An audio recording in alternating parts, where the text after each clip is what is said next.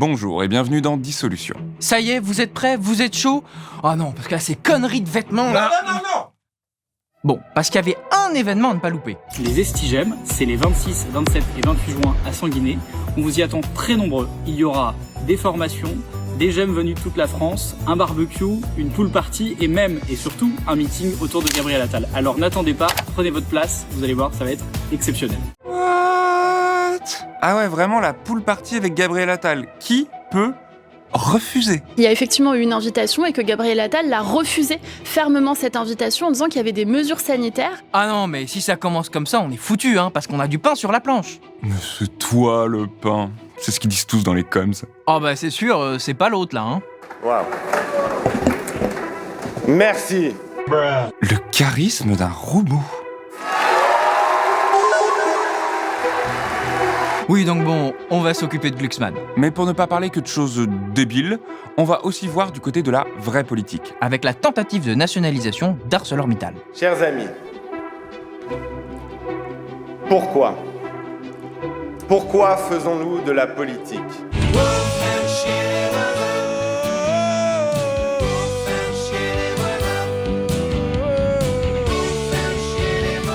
Bon épisode de Dissolution.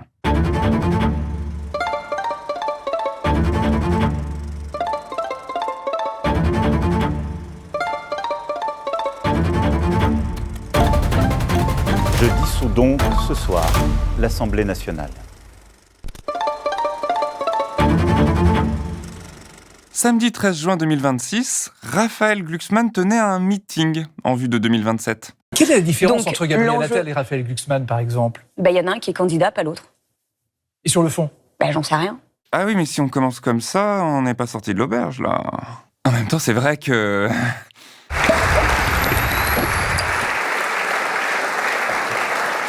Alors il m'arrive de lire la presse, voire même d'aller sur les réseaux. Mais quand on m'accuse d'être le nouveau Macron, Nouveau Macron. Et alors? C'est quoi la défense? j'ai toujours su qu'Emmanuel Macron n'avait rien compris à l'écologie. J'ai toujours su qu'il n'allait rien faire d'autre que des discours creux, avec des mesurettes ou des coups de com', et qu'on allait perdre 10 années cruciales et précieuses. Eh bien, nous avons perdu ces 10 années, mais nous n'en perdrons pas une de plus. Rassurez-vous, en termes de coups de com' et d'annonces creuses, vous allez être servis. Alors pour tout vous dire, nous, on l'a supporté en entier, son meeting. Alors, on va vous raconter les petits détails croustillants. Par exemple, son entrée. Elle a été... travaillée. Ah ça... Ce soir, il va montrer à toute la France que nous avons encore envie. Oui bon, tic et tac, on n'a pas le temps d'en parler, il y a quelques pépites. Chers amis, merci d'accueillir Raphaël Glucksmann.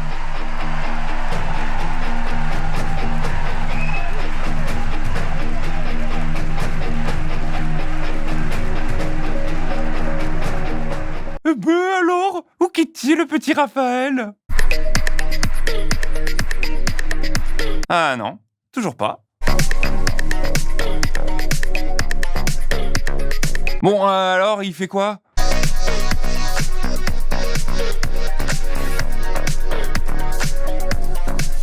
Ah non, mais c'est pas possible, mais qu'est-ce qu'il fout? Les gens ont une vie.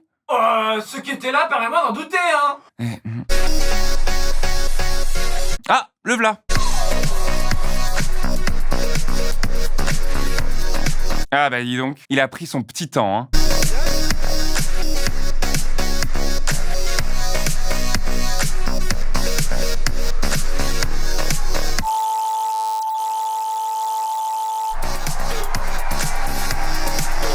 Ah, il a savouré son arrivée là, hein.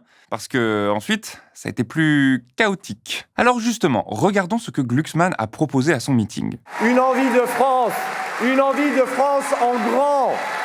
Alors oui, nous allons célébrer la fierté française, la nourrir, la chanter. Nous allons reprendre la flamme nationale du parti qui l'usurpe depuis des décennies. Oula, ça part très mal, hein. Et tant qu'à faire, reprenez-leur le patriotisme aussi. Je n'ai jamais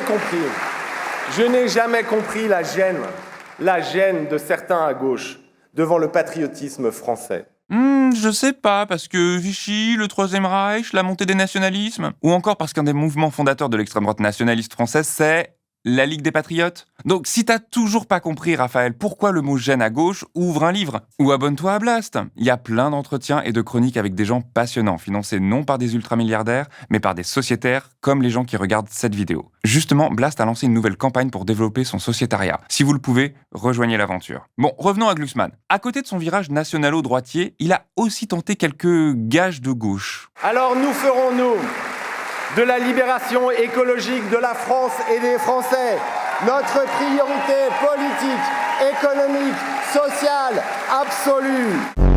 Oui, c'est pas très clair. Concrètement, ça va ressembler à quoi ? À plus d'1 million de Français qui touchent moins de 2 000 € par mois et qui doivent rouler plus de 30 km avec leur voiture.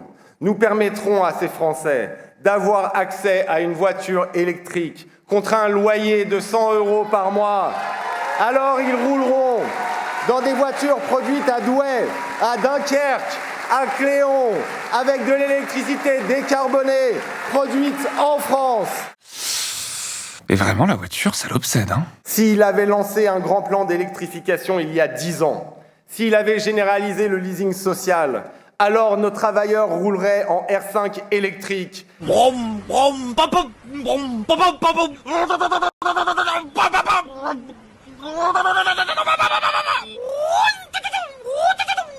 L'alimentation, le transport aérien, rien. L'industrie lourde dont on va parler avec ArcelorMittal, à peine quelques mots. Nous proclamerons donc l'état d'urgence industrielle pour tous les secteurs menacés par la Chine. Attention, état d'urgence industrielle. Vous, industrialisez mieux. C'est une bêtise. Déjà que l'état d'urgence n'a jamais remplacé des moyens humains et stratégiques concrets contre le terrorisme, alors régler la désindustrialisation française à coup d'état d'urgence, c'est absurde. État d'urgence de quoi ? Comment ? Avec quel argent ? Pour faire quoi ? Alors, il a fallu faire diversion. Elle instaurera un service civique obligatoire et universel pour que les jeunes Français se croisent à nouveau et apprennent à servir le bien commun. Elle relancera même les colonies de vacances laissées en déshérence pour que nos enfants découvrent la vie collective et se rencontrent à nouveau. Ah, ça claque ! C'est puissant. On en perdrait notre souffle. Effectivement, quand les gens ont des crises de panique, ils peuvent hyperventiler, c'est-à-dire respirer de façon très très rapide. Donc pour résumer, quelques voitures électriques à 100 €, un état d'urgence industriel et un nouveau service civique. Visiblement, l'échec d'Attal ne le décourage pas. Là où les macronistes sont morts, j'irai seul. Et en bonus, de nouvelles colonies de vacances. Mais qu'il les prenne, lui, ces vacances. Ce néant programmatique peinait à masquer l'abîme idéologique qu'il était censé cacher. Alors, il a quand même essayé de donner une vision un peu cohérente de son projet. Nous, face à cette oligarchie mondiale, nous résisterons.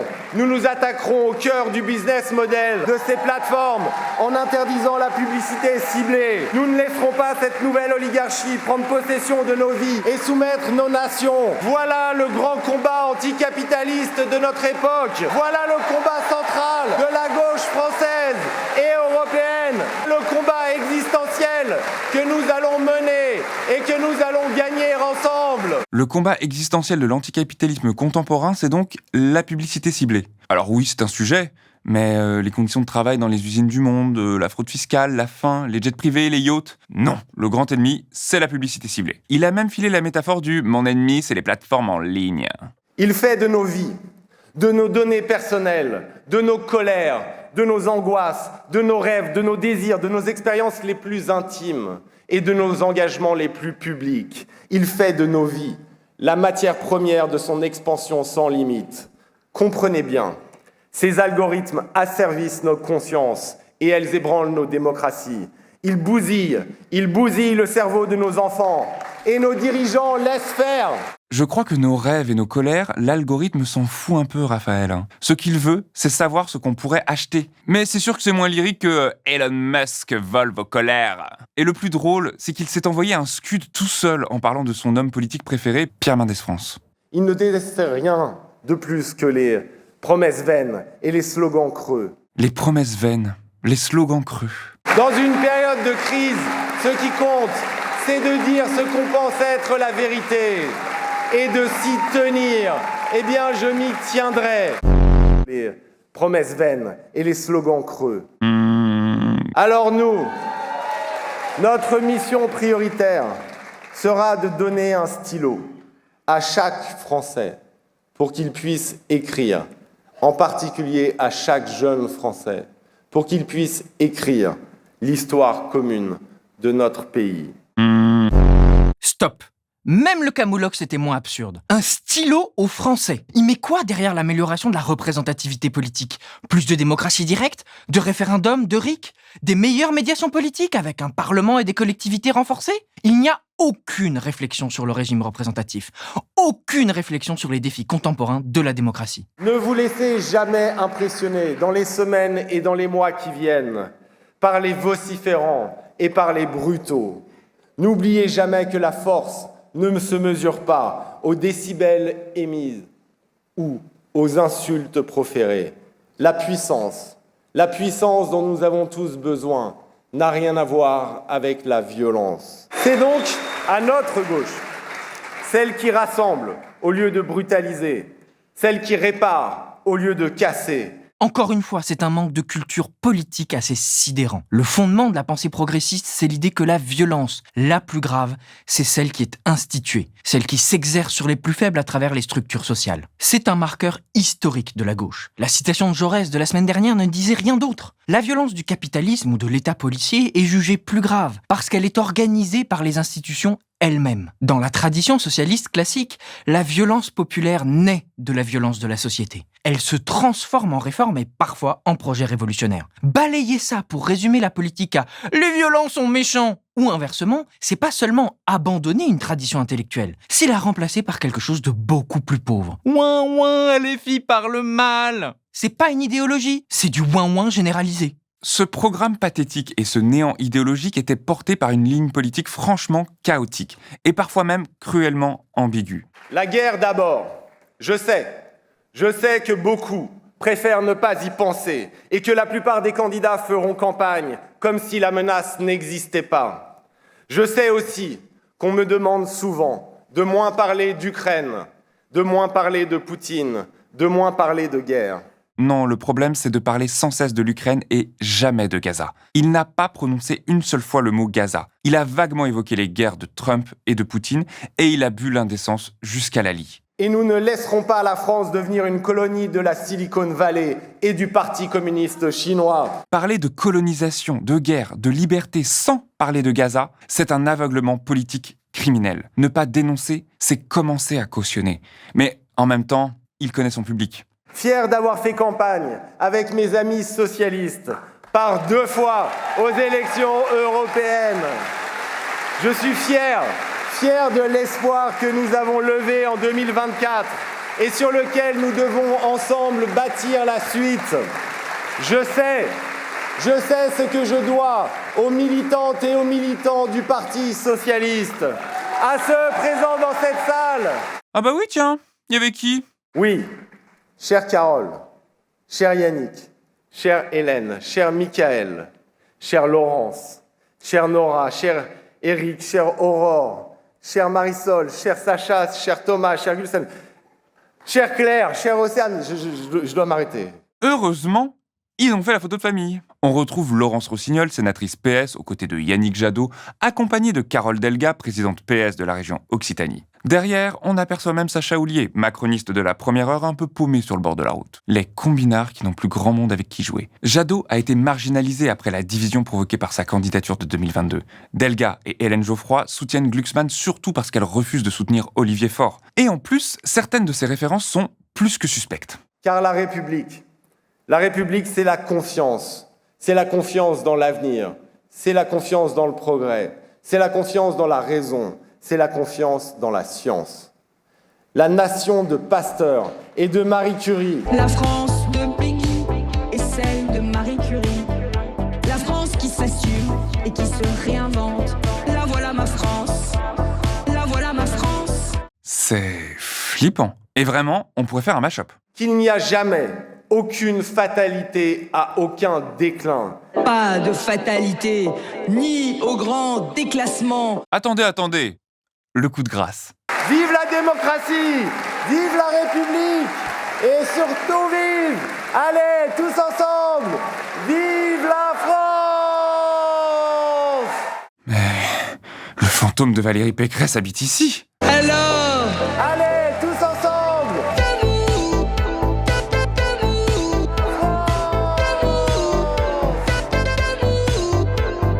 vous m'avez manqué, vous m'avez manqué. La satire anticipe la réalité. On est dans le métaverse. Et de peur de n'avoir pas été compris, il a fait des appels du pied très, très explicites. L'un des anciens premiers ministres d'Emmanuel Macron, Gabriel Attal et Édouard Philippe, font aujourd'hui... Non. A few moments later. J'en suis convaincu. Ils ne veulent pas non plus de Jean-Luc Mélenchon à l'Élysée. Il ménage sa droite et tape sur sa gauche. C'est généralement le signe qu'on veut gouverner avec la première contre la seconde. Du néo-macronisme dans sa forme la plus classique, un programme flou, des alliances transparentes. Et pour la suite, on va laisser la parole à une experte. C'est des traites de gauche, des traites de droite. C'est ça, ce parti. C'est un peu dur, non? Non, c'est pas dur, c'est la réalité. Arrêtez de dire c'est dur. Quand on vous dit la vérité, vous dites c'est dur. Raphaël Glucksmann s'est aussi senti autorisé à nous livrer ses analyses les plus fines et pondérées. Nous ne pouvons pas rater le coche de l'IA, sous peine de disparaître. L'Empire ottoman a entamé son déclin en refusant d'embrasser l'invention de l'imprimerie par Gutenberg. Rejeter la révolution du livre a condamné une civilisation autrefois triomphante à être dépecée comme une charogne. Déjà, sur le fond, c'est catastrophique. La fin de l'Empire est actée par le traité de Sèvres de 1920, bien après les réformes d'Ahmed III autorisant l'imprimerie 2 siècles avant. Et si Glucksmann reprend l'idée selon laquelle l'Empire ottoman serait en déclin après Soliman le Magnifique, les travaux historiographiques récents ont largement montré qu'il s'agissait surtout d'une lecture européenne et rétrospective. Mais malgré ces énormités historiques, ce n'est même pas ce qui nous interpelle ici. Charogne. Raphaël Glucksmann a passé une bonne partie de son discours à filer une double métaphore particulièrement problématique, mêlant animalisation et mépris des mécanismes de l'addiction. Le problème est différent. Le problème, ce sont nos addictions. Ces addictions qui nous tiennent en laisse. Nous sommes tellement drogués aux énergies fossiles, aux produits industriels chinois, aux technologies américaines, que nous ne sommes plus maîtres aujourd'hui de notre destin. Alors nous couperons au scalpel ces laisses qui nous enserrent le cou.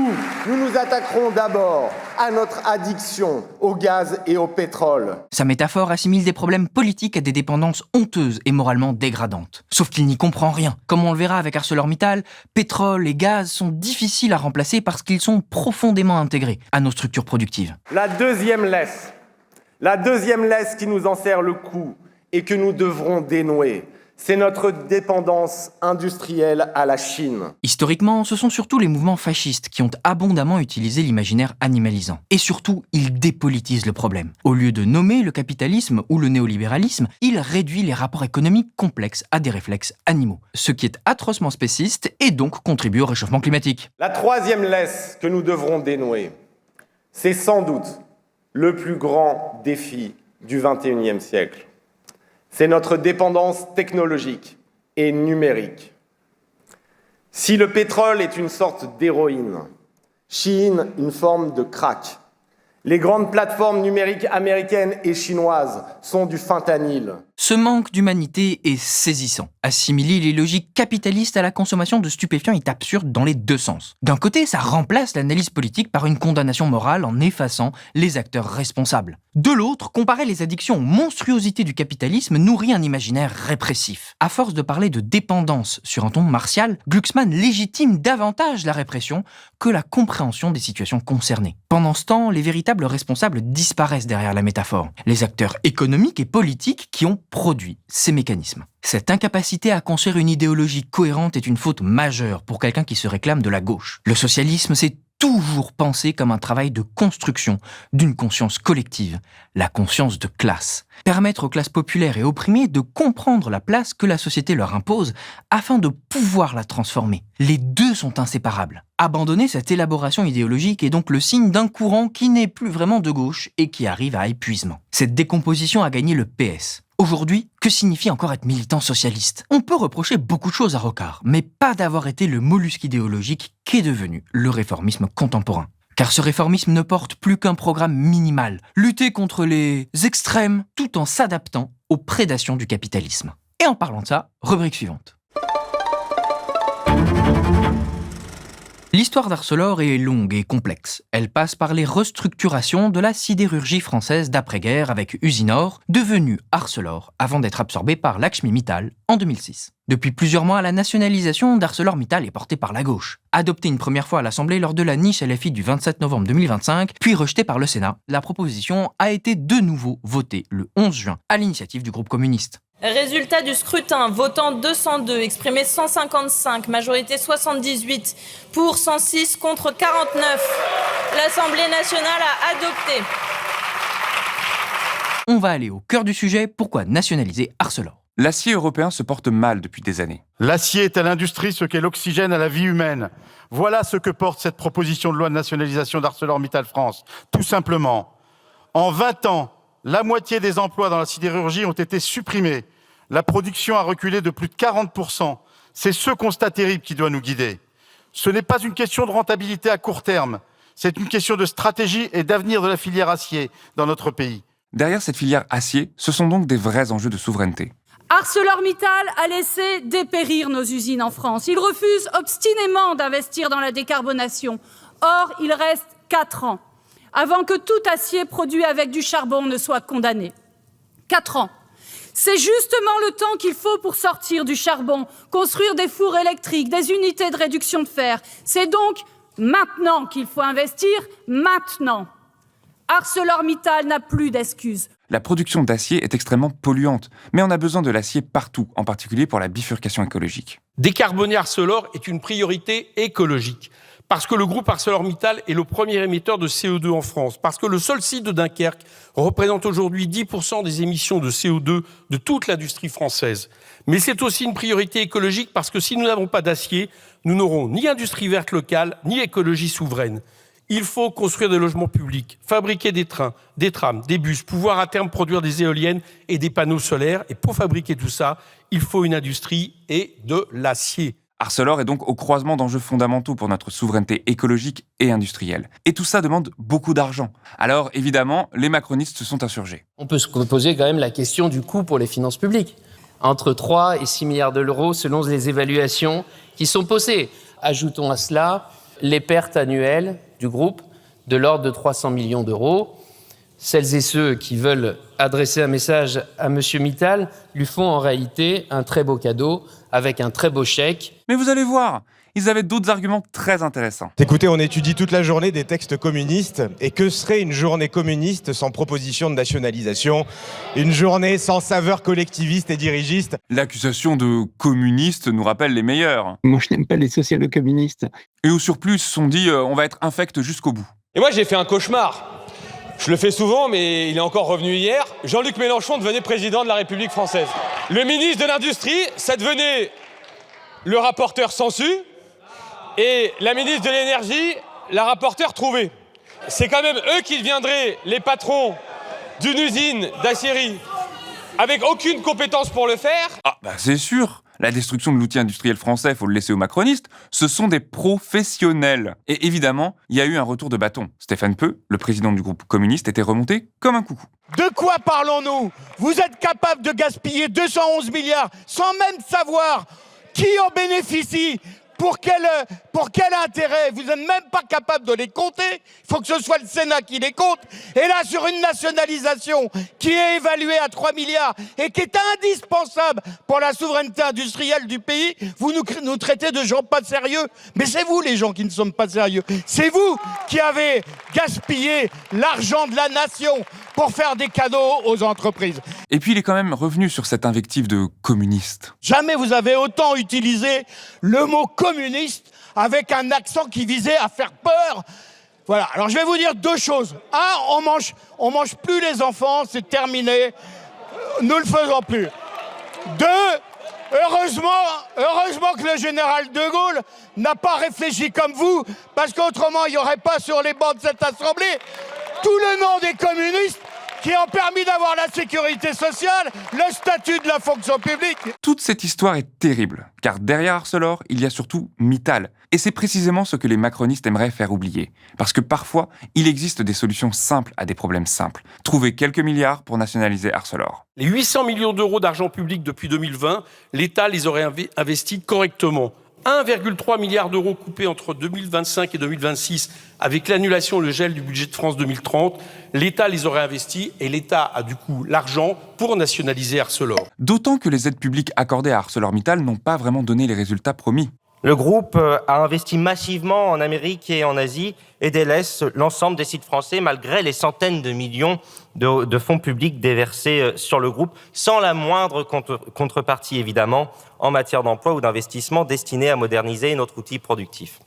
Alors pendant que les contribuables français financent généreusement le groupe à coût de centaines de millions d'euros d'aides publiques, ArcelorMittal investit ailleurs et laisse dépérir les sites français. Et même le gouvernement le reconnaît. Des investissements ont été réalisés ces derniers temps, qu'ils soient pas exactement à la hauteur, effectivement, de ce qui avait été annoncé. Vous avez raison de le souligner. Oui, non, attendez, l'embrouille est bien pire. On parle ici des fours à arc électrique. Ces installations ultra performantes qui permettent de produire de l'acier sans brûler du charbon. C'est l'un des enjeux industriels centraux. ArcelorMittal en avait promis 5 en Europe, dont 2 en France. Et comment dire... Mittal Europe s'était engagé en 2020 à construire 5 fours à arc électrique, 4 unités de réduction directe du minerai de fer, ce qu'on appelle les DRI, pour posséder en Europe toute la chaîne de production. Et en fait, cela se traduit par 2 fours à arc électrique, et c'est tout. Pour la France, la seule avancée consiste dans l'annonce et le bon de commande, nous a-t-on assuré, d'un four à arc électrique à Dunkerque, payé pour moitié, soit plus de 600 millions d'euros, par l'obtention de certificats d'économie d'énergie auprès d'EDF, donc par les clients d'EDF. L'arnaque est totale. 2 fours promis en France, puis un seul, et en plus une partie du coût est compensée grâce à des tarifs préférentiels d'EDF. Autrement dit, c'est encore nous qui allons subventionner l'électricité de M. Mittal. Et pendant ce temps... Les salariés produisent la richesse, l'État verse les subventions, mais les bénéfices, eux, remontent vers les actionnaires. Voilà le modèle Mittal. Alors qu'ArcelorMittal France a réalisé 850 millions d'euros de bénéfices nets en une décennie, la société ne paye plus d'impôts sur les sociétés depuis déjà plusieurs années. Détenue majoritairement par la famille Mittal, celle-ci a pourtant encore versé 269 millions d'euros de dividendes à ses actionnaires, 463 en 2023. Cherchez l'erreur. Au plan mondial, le groupe Mittal a réalisé 26 milliards de bénéfices au cours des 4 dernières années et distribué 12,5 milliards de dollars à ses actionnaires durant les 5 dernières années. Cette nationalisation répond à un problème simple. Tout le monde considère que l'acier est une question de souveraineté et qu'il faut soutenir sa production européenne et française. Le désaccord porte sur la manière de le faire. À droite, on préfère supprimer les impôts pour Mittal, négocier de l'électricité bon marché pour Mittal et financer tout ça par des coupes dans les services publics pour les Français et par la facture d'EDF des Français. Mais à la fin, les bénéfices remontent bien à Monsieur Mittal. En clair, de l'argent public pour enrichir un multimilliardaire. À gauche, le raisonnement est différent. Si cette activité stratégique est financée par de l'argent public, alors les bénéfices doivent être publics eux aussi, au moins en partie. Si c'est rentable, pas besoin de subvention. Si ça ne l'est pas, alors contrôle, participation et retour sur investissement public. Oui, le changement d'actionnaire, ça ne sert pas à rien. Bien au contraire, un changement d'actionnaire, c'est aussi un changement d'orientation d'investissement. Tout simplement. Et c'est cela que l'on vise. C'est une nationalisation offensive, c'est une nationalisation heureuse pour faire en sorte que notre industrie, la défense, l'automobile, le ferroviaire, la construction, toutes ces industries stratégiques ne soient pas dépendantes de l'étranger. Sur le fond, ce vote de l'Assemblée nationale ne va probablement pas changer grand-chose. Le Sénat a déjà voté contre et ne semble pas disposé à faire avancer le sujet. Et pour briser un désaccord persistant entre l'Assemblée nationale et le Sénat, il faut que le Premier ministre donne le dernier mot à l'Assemblée. Et ça, on a vu qu'il n'en serait pas question. Cependant, cette séquence permet de montrer pourquoi une stratégie industrielle ne peut pas se résumer à déclarer un état d'urgence entre 2 applaudissements. Ce sont des questions complexes qui demandent des objectifs précis, des moyens et une direction, pas des imprécations creuses déguisées en programme. Voilà pour cette fois. On se retrouve très bientôt pour commenter l'actualité politique et parlementaire. N'oubliez pas de liker, commenter, partager pour diffuser une information libre, indépendante et accessible à tous. Et en attendant la prochaine fois, on vous laisse avec cette citation inspirante. L'expressivité fausse du slogan est l'aboutissement complet du nouveau langage technique qui remplace le langage humaniste. Elle symbolise notre future vie linguistique, celle d'un monde inexpressif, sans particularisme ou diversité culturelle, parfaitement uniformisé et acculturé. Un monde qui, pour nous, les derniers dépositaires d'une vision multiple, magmatique, religieuse et rationnelle de la vie, apparaît comme un monde de mort. Pier Paolo Pasolini, Corriere della Sera, 17 mai 1973. Si le pétrole est une sorte d'héroïne, Shein une forme de crack, les grandes plateformes numériques américaines et chinoises sont du fentanyl.